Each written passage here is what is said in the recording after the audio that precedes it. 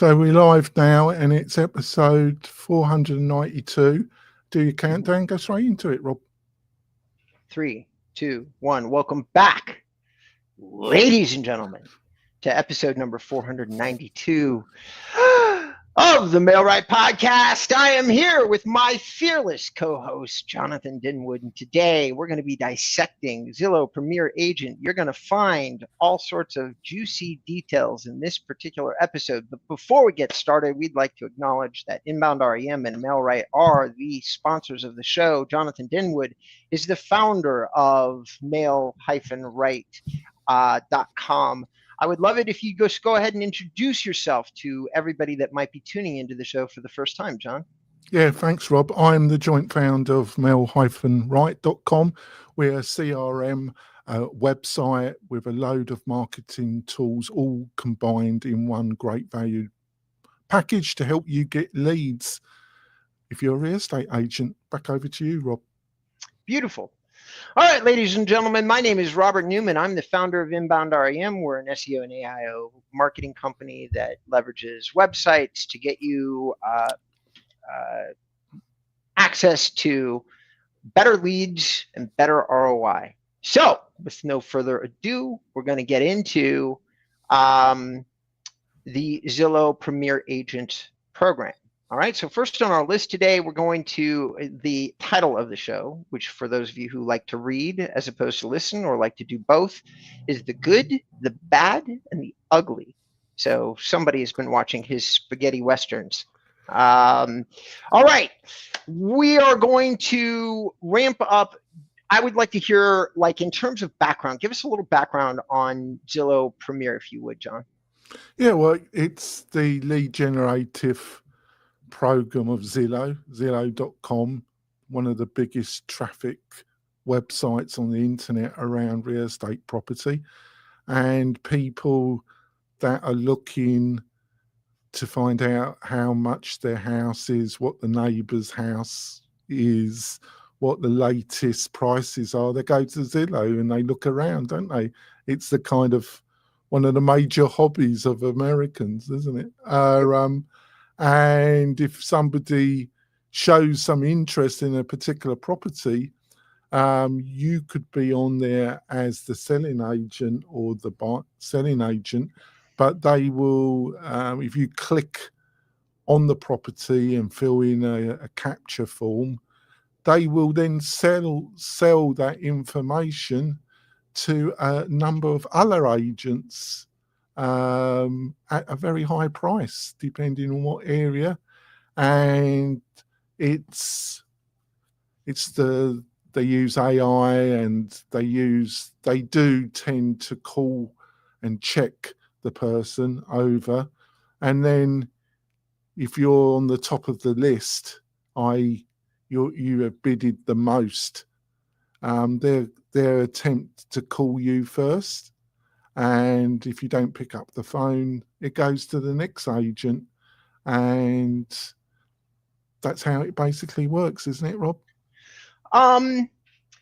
So there's been a few changes. So once a lead is assigned to you, they've changed their marketing language to say you get an exclusive lead. Now, what exactly that means to everybody listening, I don't know. I don't pretend to know, John. But I will say this. That's on their documentation. They've got it in writing. They say that, I think that what you're probably referring to is a separate section where they talk about live connections.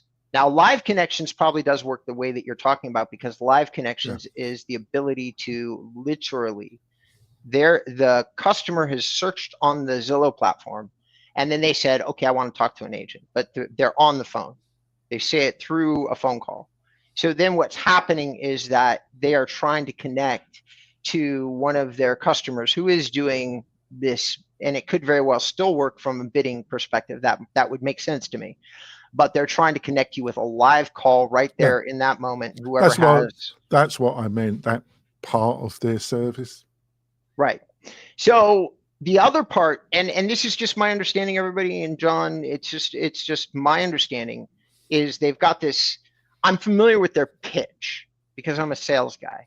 So their pitch is, they then do this thing where they talk about automated advertising. So they run ads, or so they say, on specific property listings, and then they have your name. Now, the way that they phrase this is automated advertising. That's the language they use. Now, it's everything John said, but what they're going to tell you is some form of automated advertising. It's really just your picture on listings that are inside the zip code that you subscribe to. Here's a new thing that they've added, which is they say my agent. Okay, it's another way to basically sell against the negative of the live connections feature of their service, because it is a negative. If you don't happen to be near your phone at the time, regardless of bid, you lose the deal. And that can be trying for people using their advertising platform. So my agent is a way for them to overcome that. And what they tell you is that they'll nurture leads. So if the lead doesn't happen to get on a phone or doesn't make a deal with the person they get on the phone with, they will still do automated follow-up on your behalf for 30 days. And what they tell you is that you're their primary point of contact across Zillow's network. What they don't, the loophole here, John, is that if somebody else got the live connection and you did not, most likely the my agent bit only applies to them, not to you. It's deceptive language, in my opinion. It's just my opinion. It's I think, or actually, let me rephrase. It is language that should probably require more detail. And I think it's language that's been looked at very carefully by their lawyer department. Right.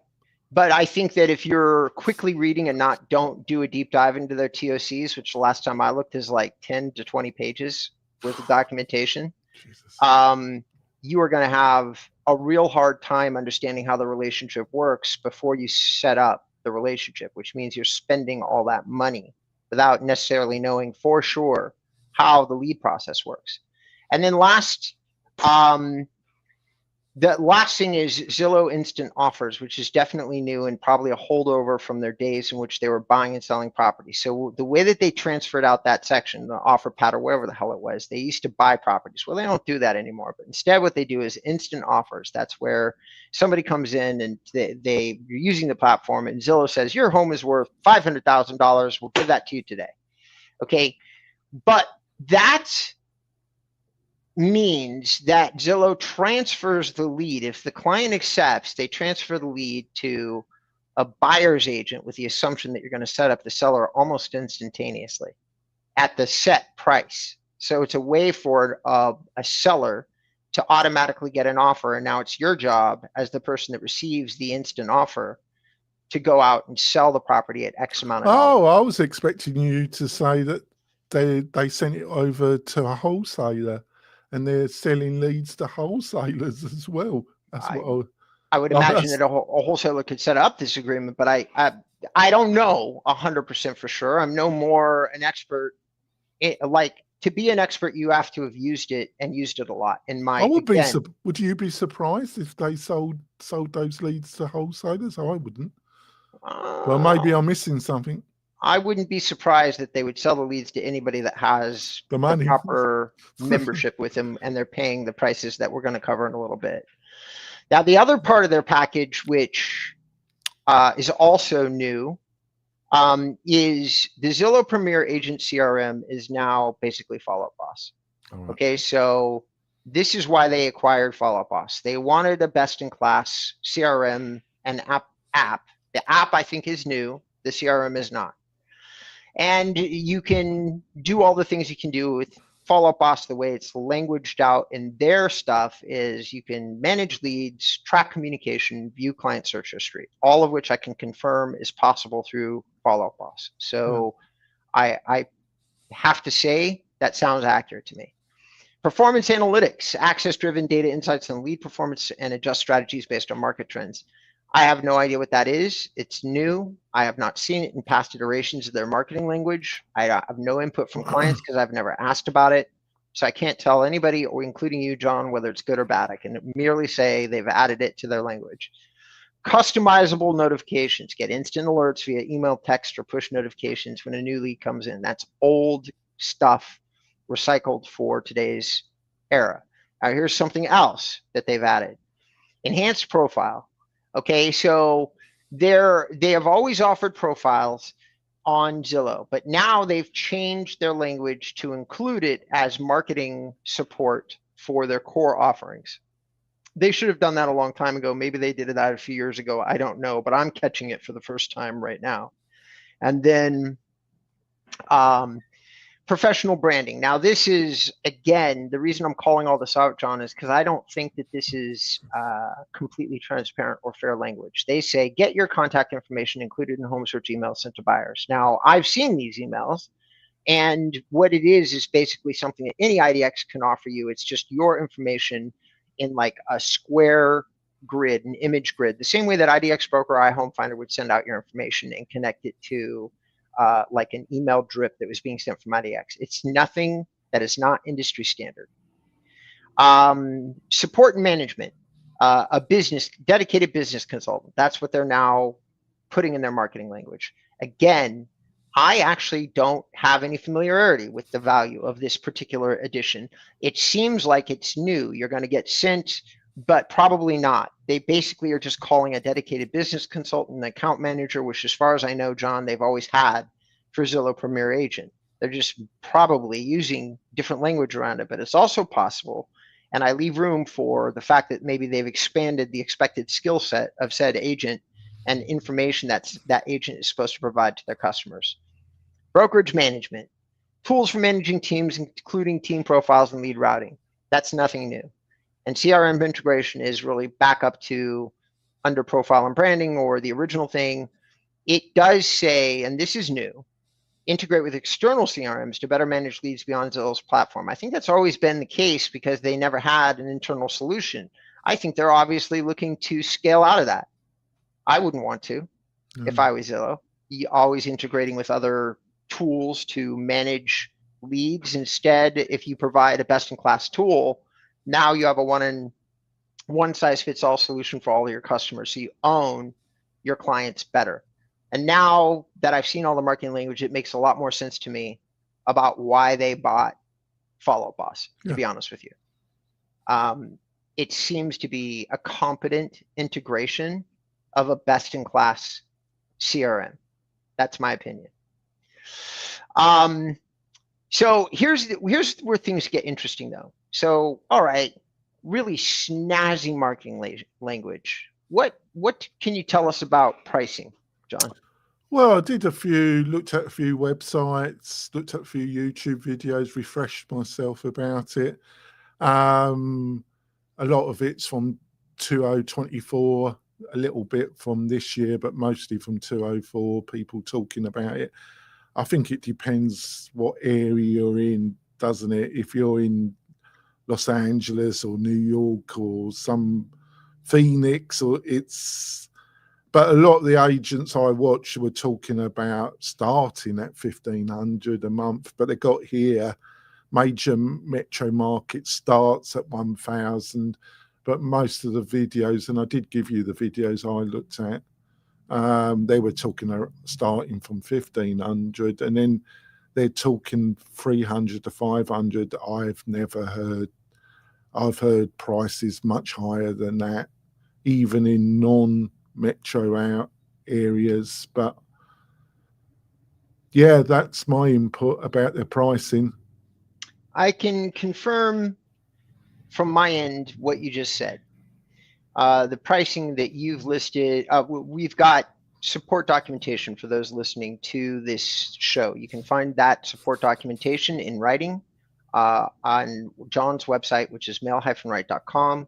Look under the Mail Right Podcast Show and look for episode number 492, and you'll find the pricing in writing.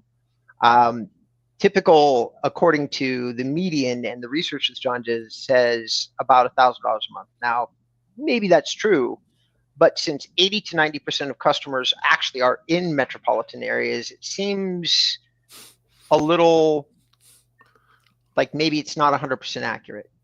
Because I have a client in Longview, Texas, who uses, which is outside a major metro area. He uses Zillow, and I'm pretty sure he told me the last time I asked a question that he's paying $1,500 to $3,000 a month. Yeah, that sounds more like it.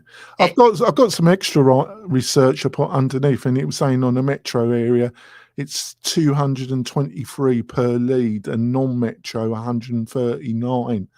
That, in some ways, that sounds more like it. In some ways, I haven't done the maths yet, but your 3,000, I would thought, is more like it. Right. And the challenge that John and I are going to have, everybody, is that we can research, we can look online for YouTube, I can talk to my customers, but ultimately, even though we feel pretty good about our few hundred customers that we have, it's not a good sampling if you start talking about there's like 1.2 million licensed real estate agents in the US, and the vast majority of them use Zillow for their marketing. So did I really get a good client sample? And keep in mind, they've hired me, a competing marketing company. So there's either some level of dissatisfaction or a deep-seated need to think that they need to diversify, which could mean that I'm only accessing people that have problematic zip codes to start with to get my data sampling. So it's a little, you're going to have to, unfortunately, you can take our input, which I hope is providing a little more clarity on the subject, but you're still going to have to ultimately research it yourself and make a decision. I wouldn't be surprised. The highest quote that I've heard for a single zip code from Zillow is $10,000 per month for a single zip code. Wow.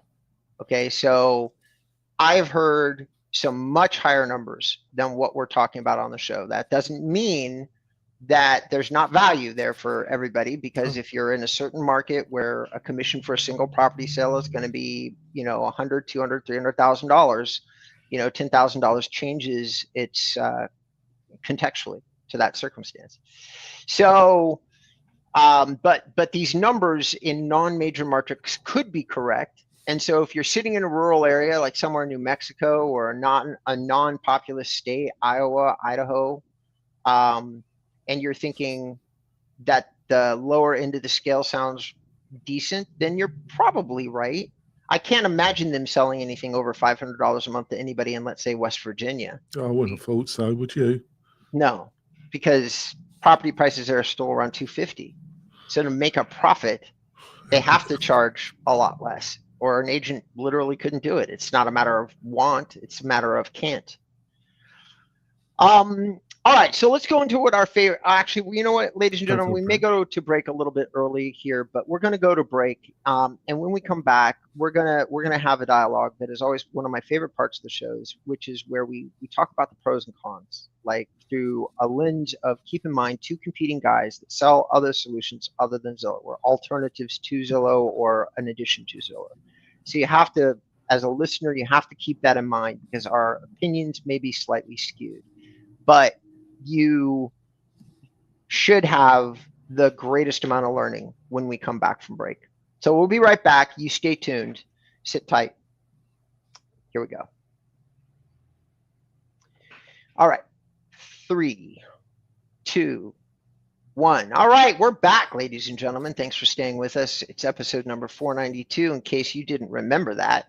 And we're going to talk about the good, the bad, and the ugly, or otherwise known as the pros and cons of the Zillow program. I want to change the format, if you don't mind, John, slightly. I would like us each to list a series of pros and cons that we think, and then have the other, even if they're the same pros and cons, and let the other guy respond with perhaps like a critical or questioning view of what the first person says. And so that we start this off evenly, I'm going to kick it off. Okay, I'm just going to say, I'm going to give some pros to Zillow. And if you don't agree or want to add some detail, you're going to do that after I give my pros. Right. All right. So here's my pros. I think that if you are looking to, like, for those people looking to either get started and they have a budget, whether it's on credit card or otherwise, and they're looking for some fast leads and they just want to get out and sell some properties, I consider Zillow to be one of the top options to do that specific task. Another pro, there's no doubt that no matter what the opinion of Zillow is, the Zillow profiles, for which you get an enhanced profile once you sign up for their advertising, where you get all your transactions listed under your name, assuming you're doing transactions, is wildly valuable as an ancillary marketing support item in all forms of marketing, even if you stopped advertising with them over time. So I consider it to be a very big pro when they give you this profile. Another pro is the fact that they are giving you access. I have some strong opinions on the con side about the acquisition of Follow Up Boss, but I will not argue with the fact that it's probably still the best real estate CRM specific that is available in the real estate industry, making it automatic access as part of your membership to Zillow. And as far as I know, they do not charge you extra. They are basically including it in your subscription. That is a huge pro, in my opinion, because individually it costs $60 a seat for Follow Up Boss. So if in theory you were looking for access to a top flight CRM and you had a few hundred people working for you, that would mean that you could be saving as much as $6,000 to $18,000 a month off your overall budget. A huge pro. Another pro that I like, even though it pains me to say it, is that Zillow has proven resilient. They have very deep pockets. So if you're looking for just reliability, you want zero question about whether your marketing company is going to be there tomorrow or get acquired tomorrow or any of other things that I say oftentimes in my own personal media channels, then Zillow is a strong option. Stability cannot be underestimated, in my opinion, when it comes to long-term marketing planning. And I think last, because I want to do 5 pros. And I think last but not least, a pro is, I'm going to say publicly traded company. Because let's just say you ignore every piece of advice that you and I have ever given, John, and you just want to feel like you're partnered with your marketing company. Well, being publicly traded is one of the very few ways that, like an enterprising brokerage or person could actually get real true partnership in a company. You can just buy 1,000 shares of Zillow, and now you're partnered with the company that you are giving all your marketing dollars to. Personally, I think that's a pro. All right, that's my list. What's your comments, thoughts, or retorts? No, I agree with everything you said. I think if you're a new agent and you've got the budget, or you've got some money saved, or you can put it on the credit card, you will, and you've got some basic understanding of what you're doing, and you've got a decent back-end system from your broker, I think you'll get some deals. And do you have any different pros that you would say, or reprioritize the pros that I gave? No, not really. I think you were spot on with the pros. They're powerful pros, aren't they? That's why people still spend a lot of money with them, because whatever you think of the company, they are the pros. Excellent. So you're up. How about some cons? We gave the pros. Well, I think it's fine to get the ball rolling, but after you got the ball rolling, unlike other brokerages or agents that got small teams, I think it can, because it's easy in a way. You're getting the leads in, and they're pretty of a high quality. It can become addictive, so you just keep putting more money into the pot. But I think that's a problem. I can see if you're a new agent that you use it, and I then would probably, as I got established, still use it to some extent, but I would attempt to build up other methodologies for getting leads. I would not want my whole lead generative system to be dependent on Zillow Premier Agent. Do you mind if I comment on that? Yeah. That con? Yeah. I just want to add, lead dependence is a massive con. I just want to reemphasize what John said, and I want to add a couple of thoughts that I have to that particular con, which is, so John and I have different backgrounds. I come from running large sales teams and can say definitively, without a shadow of a doubt, I've run 3,000 or 4,000 sales agents of various types in my 35-year career. And when you get them used to receiving leads, like just on a tap, a spigot, a few things happen. One, They're not nearly as aggressive as they would be if you had a different lead model. They just become dependent on that which you're giving them. And even people who might be hunters in other circumstances are absolutely not. They're just going to wait till you give them a lead or it comes through a lead pond, and they're going to sit there watching all day long and feel like they're doing their job because they pick something up first off a lead pond and then call it first. Okay, that's it. That's that 100% lead dependence is not only, it stymies internal growth in terms of your salesperson skill set.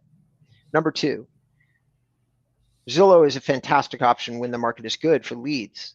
But when the market is bad, what John said, but I wanted to say it in a slightly different way, is, all right, so you're spending $10,000. Zillow's been a great partner. You're making an ROI, let's call it 3-to-1, like $10,000 a month. You make 30 grand, all's good in the neighborhood, very little effort to market or do other channels, right? Yeah, but what happens when the market gets bad? All right, because it's not great right now. And I have all sorts of people bailing out of Zillow. And why is that? And they have no options, nothing in the background, no second choice, nothing else available. They don't have the $10,000 anymore. And why wouldn't they have the 10,000 you're asking? I can hear you all asking the question, why wouldn't they have it? Well, because in down markets, a few things happen with leads, as most of you know. Yeah, maybe the leads will close, but they may not close at the same timeline that you're used to. That means that you theoretically can spend 10,000, 10,000, 10,000.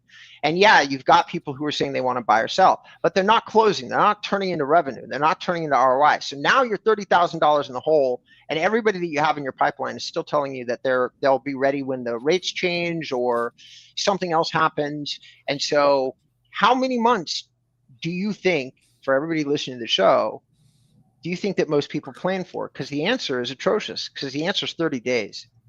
That's the answer. If you're doing a 3-to-1 and you're the average realtor or broker, you have 30 days of cushion. After 30 days, you're figuring out ways to finance your marketing. And after 90 days, the vast majority of real estate agents and brokers are out of money. No credit cards to tap, especially if they've ramped up their budget to, let's say, a higher number to accommodate that beautiful 3-to-1 ROI, but all of a sudden it's not there and it doesn't start coming back for a while. And now let's just say you're not average. Let's pretend that you were fiscally responsible. How much of a cushion do you have? Because if anybody was listening to the show said 6 months, I'd be like, well, that makes you the top 1% of all realtors and brokers, that you have 6 months, you have $60,000 in account where you can afford no return for 6 months. That would be crazy. And even if you could afford it, how long would you go before you finally said, I can't do this anymore, right? And then once you give up your zip code, everybody, and this is their main selling point, now all of a sudden they're giving it to somebody else, okay? And you will not necessarily get access back to it, which is how people overstretch their finances and stay with Zillow too long. And it all comes back to this con that John said, where dependence is no joke, man. I just wanted to emphasize, it's no joke. It's deadly to a lot of businesses. What's next on your list? Well, I think that's the main one, because when I did not so much for this episode, because we've covered it in previous episodes. When I did they put a lot of pressure on, they're in business, aren't they? They're there to make the most money. So they put a lot of pressure on brokerages and power teams. If you want to keep this zip code, you've got to spend more money with us. You've got to ramp it up. We've got other brokerages, other agents that want this zip code, and they're prepared to spend this type of money with us.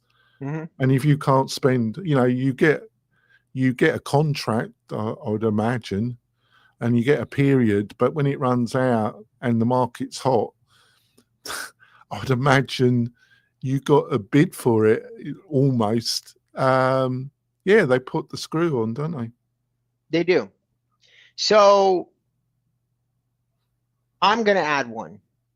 I think it's for those small handful of you who consider themselves global thinkers, able to think outside the box of your immediate needs. And that's very few. honestly, John, it's most feel like they can't afford to do that. And I don't blame them. I'm not poking holes at anybody. It's very rare that somebody has the confidence to say, if I wanted to unplug my main lead source and go someplace else, I have that choice and I know I can make it work. It's very rare. So let's just say that you're one of those rare ones, though. Well, here's a thought that John and I have gone public with many times. There is no question that for the vast majority of real estate agents who are not using Zillow, who are doing other forms of advertising, at that point, your main competitor becomes Zillow, okay? You are fighting against the trend of a large filtered search platform with massive marketing reach, and people are going to do all sorts of, like, this instant offers, Zestimates. These are the industry standard for gaining property value across almost every market in the US. Now, are they accurate? No, but they force you to sell against them. You have to sell against what your customer tells you about what they found on Zillow. So by using Zillow, you are funding the number one competitor. And what is that competitor's end goal, that desire? If Zillow could turn on a switch tomorrow, it would be, we provide leads to everybody and they all pay us a healthy percentage of their real estate transaction. That would be their goal.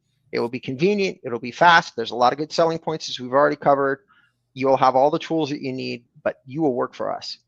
That's it. That's what they're really saying. You will work for us.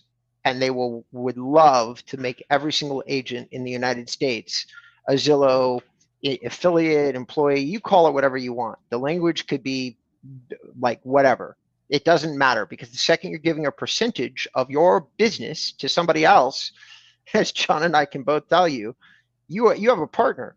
That's being nice, because if you have no say in how that partner operates, you don't really have a partner. You have a boss.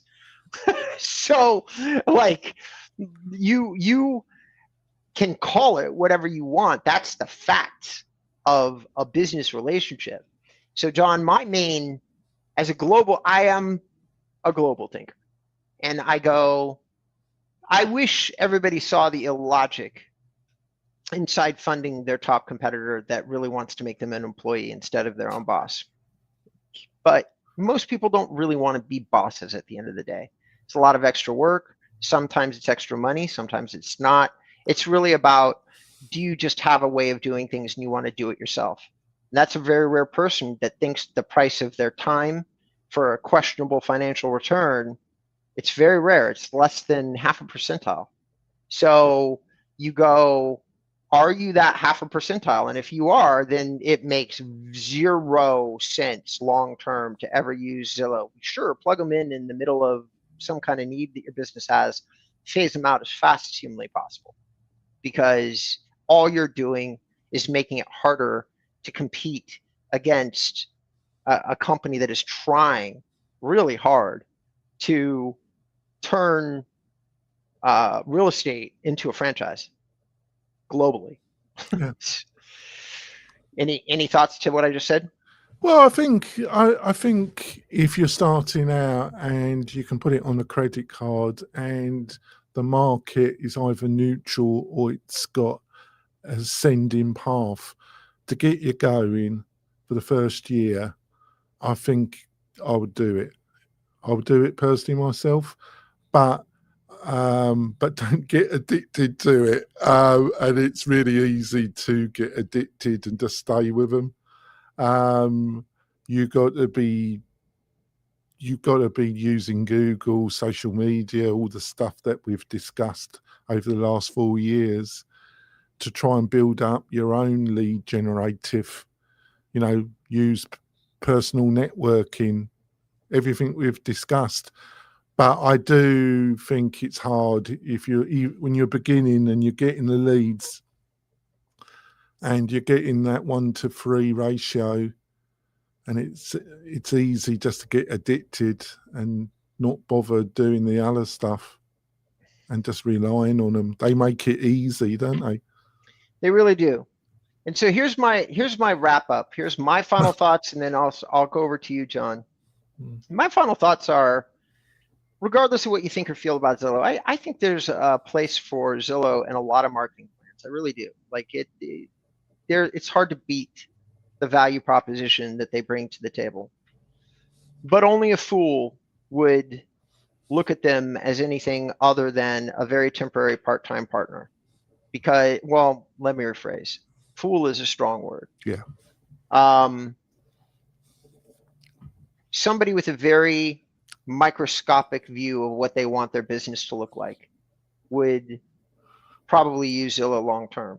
If you're an owner who's in real estate mostly for the money, and I have a couple of clients that are just like this, John. They are just entrepreneurs, and they just want their business to make as much. They're only looking at the churn, the line in the middle, and they don't care how they get the top and middle and into the funnel done.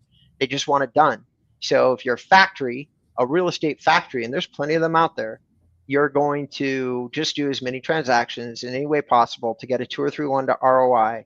You're going to look at every single part of the process, refine it. And if Zillow happens to be a significant part of your top funnel, fantastic. You're not an engaged owner. You're not building up a personal brand. An engaged owner means something different. It's not like you're the public-facing person to your brand. You're not trying to create a small hometown feel with a set list of services. You've got 600 to 6,000 agents working for you. And all you're going to say is, if you want your transaction done, it will be done well and professionally by us. That's it. And so your job is mostly recruiting. It's getting new agents into your funnel, into your processes, and then making sure that your top line has as good of a spigot as humanly possible. And for all those things, then yeah, Zillow is an answer. But the vast majority of agents are actually more towards the independent. So like there are more agents that fall more in line with the independent because they're commission only, or they're taking a split but only after they sell, and they're working for Keller Williams or EXP or Real, and that's something like 500,000 at least of the agents that are working in the US right now. And those people don't have that view of 600 agents working for them most of the time. That means that you're more concerned about building a brand, getting people in your Rolodex, making sure they always want to pick up your calls, making sure that you have 100 or 200 people that always come to you for real estate needs, because you can do that for 20 years and make an incredibly good living. And that is a different mechanism than Zillow. So for all those people, using Zillow should be an extremely, either something they never do or something they use with caution as briefly as possible. Those are my final thoughts. Yeah, I think also what you pointed out, in a down market, there in a lot of areas the math doesn't make any sense. You know, it doesn't. And I don't think a lot of agents, I really thought you brought a good insight there, that it's going to be difficult in a down market to get the result from it, using them. Agreed. So ladies and gentlemen, that's been our show. John, if somebody wanted to ask you a few more questions about Zillow or your all-in-one platform or anything else, how would they do that? Oh, thanks, Rob. Just go to the mel-wright.website.com and have a look at our features and what we've got to offer, and book a quick chat with me. And I go through quickly what you can do, and hopefully we can become a partner. Back over to you, Rob.